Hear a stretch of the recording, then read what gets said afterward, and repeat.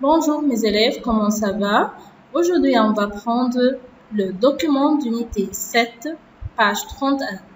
النهارده هناخد الدوكيمون page 31 صفحة 31 de unité 7 titré par le temps qu'il fait. Qu'est-ce que ça veut dire le temps qu'il fait؟ يعني إيه le temps qu'il fait؟ يعني أخبار الطقس، أخبار الجو. طيب on va commencer ensemble de lire. هنبتدي مع بعض نقرأ.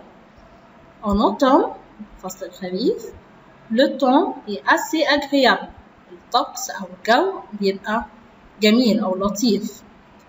Le climat de l'automne est très variable. طقس فصل الخريف بيبقى متغير et peut changer non seulement d'un jour à l'autre وممكن يتغير مش بس من يوم للتاني mais parfois d'une heure à l'autre ولكن من ساعة للتانية. يبقى en automne, le temps est assez agréable. Le climat de l'automne est très variable et peut changer non seulement d'un jour à l'autre, mais parfois d'une heure à l'autre. Septembre est habituellement ensoleillé. يعني الكلام ده يعني شهر سبتمبر اللي بيبقى فيه فصل الخريف l'automne عادة بيبقى مشمس ensoleillé جاية من كلمة soleil et chaud ودافئ mais il est parfois imprévisible. Qu'est-ce que ça veut dire imprévisible؟ يعني إيه imprévisible؟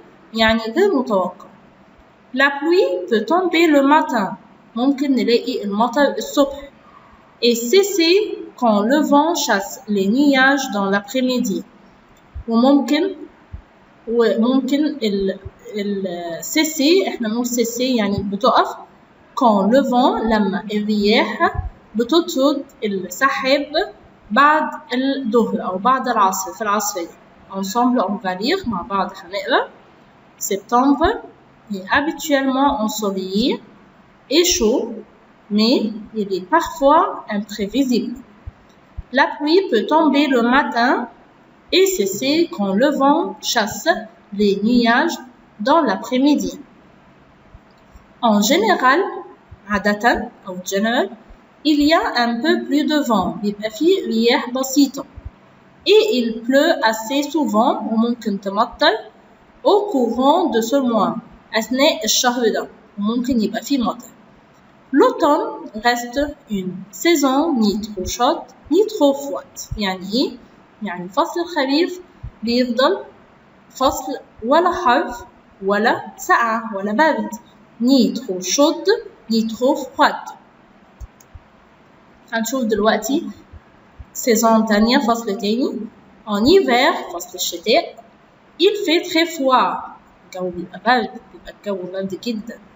Il y a beaucoup de neige بيبقى فيه تلج كتير. Sur les sommets montagneux. Qu'est-ce que ça veut dire sommet montagneux؟ يعني على الجبال على القمم الجبلية. Et le ciel est souvent très nuageux. أخذنا كلمة ciel قبل كده يعني إيه؟ Très bien يعني السما. Et souvent très nuageux يعني cloudy أو مغيمة. La température peut baisser jusqu'à moins 8 degrés.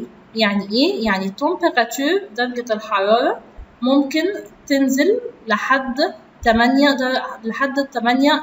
درجة الحرارة ممكن تفضل لحد 8 يعني الجو بيبقى ساقع جدا. L'hiver comprend les mois de décembre, janvier et février. L'hiver فصل الشتاء بيبقى في ديسمبر ويناير وفبراير. Encore une fois, décembre اللي هو ديسمبر, janvier اللي هو يناير, février اللي هو فبراير. Et les journées ils sont plus courtes que les nuits. يعني اليوم الصبح دايما بيبقى قصير عن بالليل. يعني احنا اليوم الصبح في الشتاء بيبقى قصير عن بالليل. On va lire ensemble encore une fois. En automne, le temps est assez agréable. Le climat de l'automne est très variable et peut changer non seulement d'un jour à l'autre, mais parfois d'une heure à l'autre. Septembre est habituellement ensoleillé et chaud, mais il est parfois imprévisible. La pluie peut tomber le matin et cesser quand le vent chasse les nuages dans l'après-midi. En général, il y a un peu plus de vent et il pleut assez souvent au courant de ce mois. L'automne reste une saison ni trop chaude ni trop froide. En hiver, il fait très froid. Il y a beaucoup de neige sur les sommets montagneux et le ciel est souvent très nuageux. La température peut baisser jusqu'à moins de 8 degrés.